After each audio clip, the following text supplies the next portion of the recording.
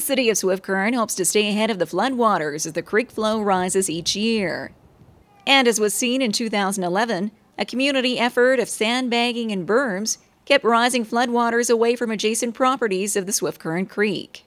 The city's director of engineering recently received council's approval to hire Golder Associates of Calgary to undertake a flood hazard mapping project. The most previous study in similarity was undertaken in 1981 through Agriculture and Agri-Food Canada, outlining potential flood zones along the creek. Since then, new development has occurred throughout Swift Current, and as a preventative measure, the new study map will help the city in understanding where problem areas could arise in the future.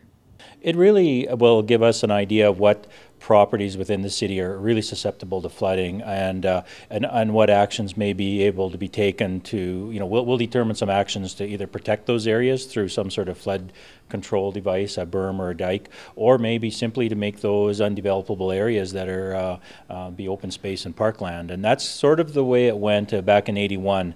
At that time, the city did acquire some of the properties within the floodway, and our zoning bylaw actually has regulations within it that limits or prohibits development within those areas. This will help us redefine what areas are susceptible to flooding.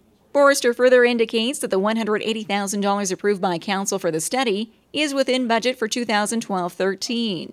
As the quote by Golder Associates pens the study to ring in between $150,000 to $180,000.